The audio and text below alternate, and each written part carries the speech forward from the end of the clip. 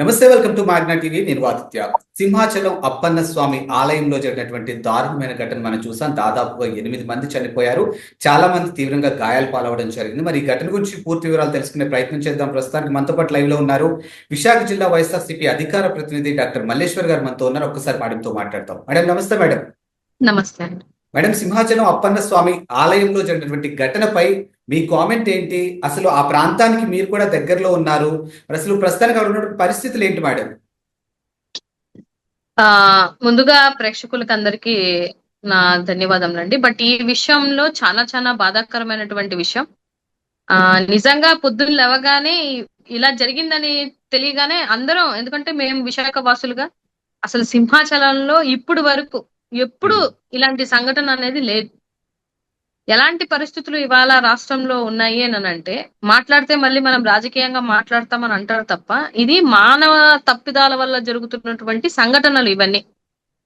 So దైవస్థానంలో ఇవాళ దేవుణ్ణి దర్శించుకోవడానికి వెళ్తే పుణ్యం వస్తుందనో, లేకపోతే దేవుని దర్శించడానికనో, లేకపోతే ఎప్పుడు ఒక దైవ కార్యంతో కోసం అని ఎదురు చూసి వెళ్తున్నటువంటి భక్తులు ఇవాళ మళ్ళీ తిరిగి రాలేకపోతున్నారు అని అంటే, వాళ్ళ ఇంట్లో వాళ్ళ క్షోభ ఫస్ట్ ఆఫ్ ఆల్ మనం ఆలోచించాల్సినటువంటి పరిస్థితి. సో ఇంత నిర్లక్ష్యం జరిగింది అని అంటే దేని వల్ల నిర్లక్ష్యం జరిగింది సార్? కళ్ళ ముందు కనిపిస్తుంది కదా. ఏమని ట్వీట్లు చేస్తున్నారు మీరు? వర్షం పడి అంట గోడ పడిపోయిందంట. అంటే మరి విశాఖలో వర్షం పడింది, మరి ఎన్ని గోడలు పగిలిపోయాయి సార్? ఇవాళ అది ఒకటి సింహాచలం దగ్గర ఉన్నటువంటి గోడే పగిలిపోయింది అంటారా? అంటే ఏదో ఒకటి చెప్పేద్దాం, ప్రాణాలు పోతే పోయాయి కదా, మనకేం సంబంధం ఉంది అనే ఒక నిర్లక్ష్యం వాళ్ళ ట్వీట్లలోనే కనిపిస్తుంది. మేడం ఒక్క నిమిషం, ఈ అంశం మీద హోమ్ మినిస్టర్ అనిత గారు కూడా రెస్పాండ్ అవ్వడం జరిగింది.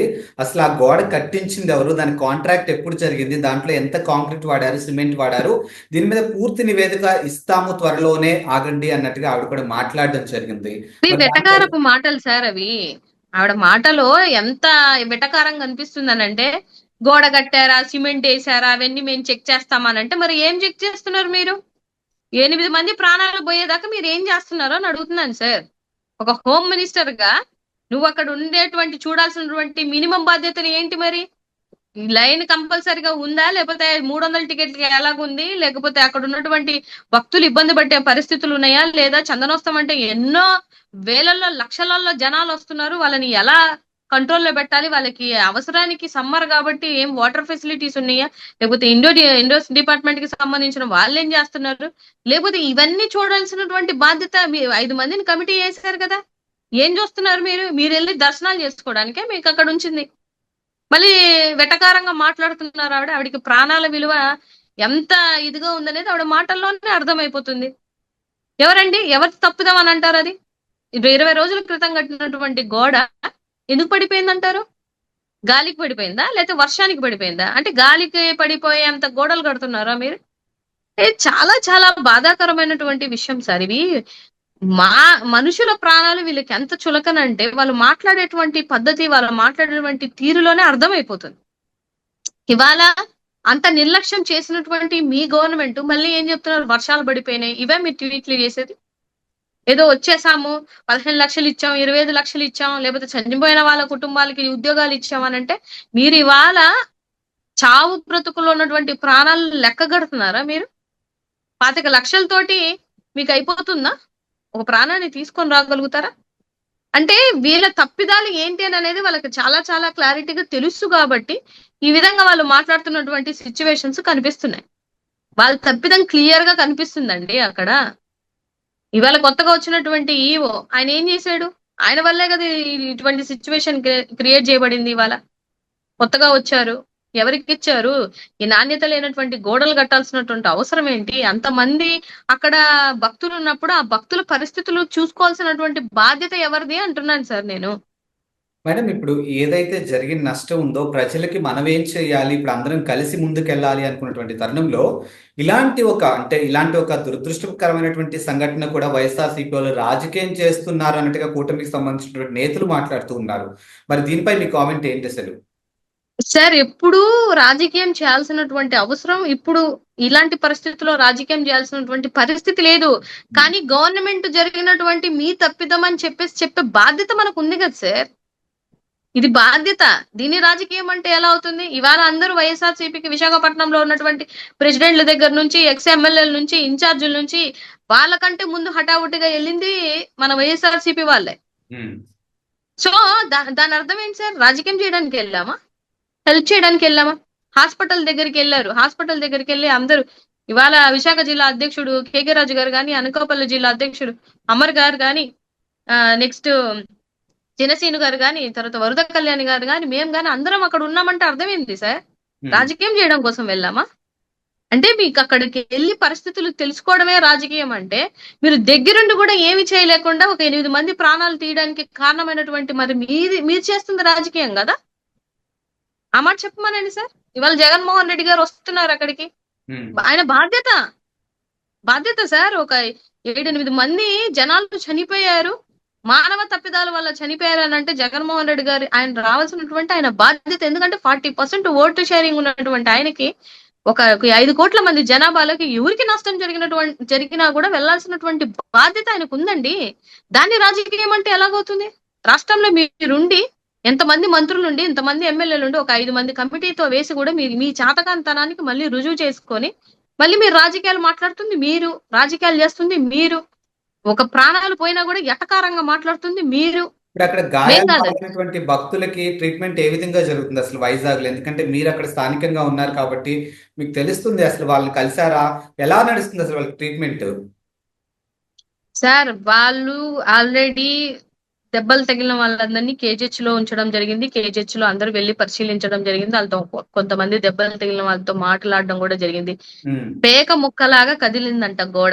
ఉమ్, అంటే ఇంక మీరు ఆలోచించండి. ఉమ్, ఎలాంటి ఎలాంటి నాసి రకమైనటువంటి గోడను కట్టారు అని అనేది ఒకసారి గమనించండి. ఉమ్. అంటే వీళ్ళ ప్రాణాలు, అవతల వాళ్ళ ప్రాణాలు వీళ్ళకి ఇచ్చే విలువ ఏంటో తెలిసిపోతుంది ఆ సిచ్యువేషన్ ని బట్టి. సో నేనేమంటున్నానంటే సార్, డెఫినెట్ గా ఇది చాలా బాధాకరమైనటువంటి విషయం. వాళ్ళ కుటుంబాలందరినీ ఇళ్లలో ఎవరైతే ఉన్నారో వాళ్ళందరినీ కూడా జగన్మోహన్ రెడ్డి గారు వెళ్లి కలవడం జరుగుతుంది. లోకల్ గా ఉన్నటువంటి నాయకులు మేమందరం కలవడం జరుగుతుంది. వాళ్ళని ఆల్రెడీ అక్కడ ఉన్నదే వెళ్ళి పరామర్శించి వాళ్ళకి భరోసా ఇస్తుందే వైఎస్ఆర్సీపీకి సంబంధించిన వాళ్ళు. ఇక్కడ వైఎస్ఆర్సీపీయా, టీడీపీయా, జనసేన, బీజేపీ అనేది కాదు సార్.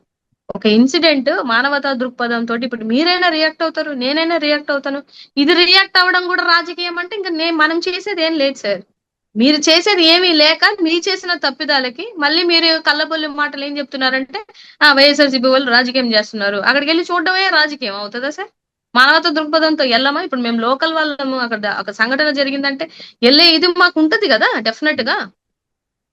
సో నేనేమంటున్నానంటే సార్, డెఫినెట్ గా ఇలాంటి సంఘటనలు ఇప్పుడు వరకు ఎప్పుడు జరగలేదు. ఇది first time.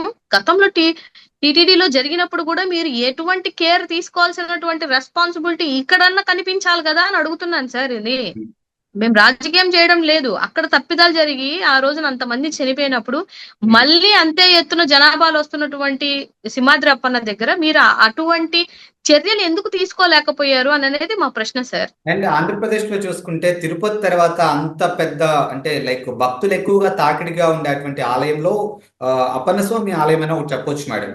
So exactly regular గా అసలు అక్కడ సెక్యూరిటీ కానీ లేకపోతే అధికారుల యొక్క ఏర్పాట్లు ఏ విధంగా ఉంటాయి మేడం? సార్ జనరలైజ్డ్ గా రెగ్యులర్ గా వెళ్ళేటప్పుడు ఏ టెంపుల్ అయినా, ఏ ఫేమస్ టెంపుల్ అయినా ప్రాసెస్ జరుగుతూ వెళ్తుంటది. కానీ ఇలా స్పెసిఫిక్ డేస్ జరుగుతున్నప్పుడు, లేకపోతే చందనోత్సవం లాంటివి జరుగుతున్నప్పుడు అది సంవత్సరానికి ఒకసారి జరుగుతుంది. అలాంటి సిచ్యువేషన్ లో ఎలాంటి మన జాగ్రత్తలు తీసుకోవాలి, ఎంతమంది జనాభాలు వస్తారు, సామాన్య ప్రజలకి మనం ఎంత అందుబాటులో సౌకర్యాలని కల్పించాలి అనేది ఒకసారి గమనించాల్సినటువంటి విషయం. సో ఇవన్నీ బాధ్యతలు ఎవరు తీసుకోవాలి సార్? గవర్నమెంట్ తీసుకోవాలి కదా, ప్రభుత్వం తీసుకోవాలి కదా. మీ ప్రభుత్వ వైఫల్యం వల్లే కదా ఇవాళ ఇంత జరిగింది. అట్లీస్ట్ తప్పు చేస్తే కూడా తప్పు చేశామని చెప్పుకోవాలన్నటువంటి పరిస్థితిలో మీరున్నారు. మళ్ళీ ఎటకారం వేసి, జోకులు వేసి, గోడ ఇది కట్టారా, సిమెంట్ వేసారా, లేకపోతే ఇంకోటి వేసారా, అవన్నీ మేము చూస్తామా, మా బాధ్యత అని అంటే మరి ఎవరి బాధ్యత అండి మీరు చెప్పండి? అంటే మీరు 10 లక్షలు ఇచ్చేస్తే సరిపోతుంది అనుకుంటున్నారా? ఎలాంటి ఇర్రెస్పాన్సిబిలిటీ మాటలు, ఎలాంటి ఇర్రెస్పాన్సిబుల్ పరిపాలనలో జనాలు ఉన్నారనేది ఒకసారి గమనించుకోవాలి సార్.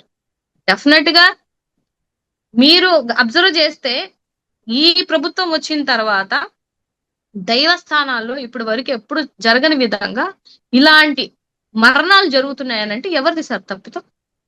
ఎవరిది తప్పిదం చెప్పండి. అంటే ఇవాళ మాట్లాడాల్సినటువంటి ఏమంటారు సనాతన ధర్మకర్తలు, లేకపోతే మాట్లాడాల్సినటువంటి ధర్మకర్తలు ఎక్కడికి వెళ్తున్నారు, వాళ్ళ నోర్లు ఎందుకు ఇప్పలేకపోతున్నారో కూడా ఒకసారి గమనించుకోవాల్సినటువంటి పరిస్థితులు సార్. దేవుడా అనుకోని దేవుడు కాపాడతాడని చెప్పేసి దేవుడి దగ్గరికి వెళ్తుంటే మీరు ఇక్కడికి వెళ్తున్న భక్తుల ప్రాణాలు తీసే హక్కు ఏ ప్రభుత్వానికి ఉంటుంది సార్? ఏ రాజకీయ నాయకుడికి ఉంటుంది చెప్పండి? ఇది చాలా చాలా బాధాకరమైనటువంటి విషయం సార్. మేము అందరం వాళ్ళ కుటుంబాలకి సానుభూతి తెలియజేస్తున్నాము. ఇప్పటికైనా ప్రభుత్వం కళ్ళు తెరిచి ఇలాంటి సిచ్యువేషన్ లో మీరు ఎంత జాగ్రత్తగా ఒళ్ళు దగ్గర పెట్టుకొని జనాల ప్రాణాలని కాపాడాల్సిందనేది జాగ్రత్తగా వీళ్ళు గుర్తు పెట్టుకుంటే బాగుంటుంది అనేది నా పర్సనల్ అభిప్రాయం. ఒక చోట సంఘటన జరిగితే రెండు చోటన రిపీట్ అవ్వకుండా ఉండాల్సినటువంటి పరిస్థితులు ఇవాళ లేవు. పోతే ఏముంది, మనుషుల ప్రాణాలు పోతే ఏముంది అని అక్కడ టీటీడీ తిరుపతి దేవస్థానంలో అక్కడ మాట్లాడి చైర్మన్ ఇక్కడికి వచ్చి హోమ్ మినిస్టర్ మేము బ్రిక్స్ తో కట్టారా, మట్టితో కట్టారా, ఇంకోటితో కట్టానని ఈవిడ వెటకారంగా మాట్లాడుతుంటే ఎక్కడ సార్ మా మనుషుల ప్రాణాలకి విలువ ఎక్కడ ఉంటుంది సార్? ఇవాళ దేవుడి మీద అబద్ధాలు ఆడేసి, దేవుడి మీద రాజకీయాలు చేసేసి, దేవుడి మీద మాట్లాడిన వాళ్ళకేమో రాజభోగాలతో ఉన్నారు. ఏమి తెలియని అమాయక ప్రజలు ఈ మనుషులు చేసినటువంటి తప్పిదాల వల్ల వాళ్ళ ప్రాణాలు కోల్పోతున్నారంటే ఎంత బాధాకరమైనటువంటి విషయం సార్. ఇవాళ మీరు ఇంకో పార్టీ అవ్వచ్చు, నేను ఇంకో పార్టీ అవ్వచ్చు, లేకపోతే ఏమన్నా మాట్లాడవచ్చు, కానీ మానవత విలువలతో కడిగినటువంటి రాజకీయం అనేది చేసుకోవాలి కదా సార్. అడిగితే ప్రశ్నిస్తేనే రాజకీయం అంటే మరి మిమ్మల్ని ఎవరు ప్రశ్నించాలి? మీ తప్పిదాలను ఎవరు ప్రశ్నించాలి? ఇంకోసారన్నా రిపీట్ చేయకుండా ఉంటారని ఒక ఉద్దేశంతో మేము ప్రశ్నించడం జరుగుతుంది. సో డెఫినెట్ గా ఇలాంటి సంఘటనలు అయితే ఇంకెక్కడ జరగకూడదు సార్ మన రాష్ట్రంలో. అది దైవస్థానాల్లో అసలు జరగకూడదు. సో ఆ కుటుంబాలకి నిజంగా వాళ్ళకందరికీ ఒక భరోసా, ఆ దేవుడు వాళ్ళకి మనోస్థైర్యాన్ని ఇవ్వాలని మాత్రం నేను మనస్ఫూర్తిగా కోరుకుంటున్నాను సార్. ఎస్, ఈ అంశానికి సంబంధించి ఎలాంటి అప్డేట్ కావాలన్నా మళ్ళీ ఒకసారి మీతో లైవ్ లో జాయిన్ అవుతున్నాను. Thank you ma'am. Thank you.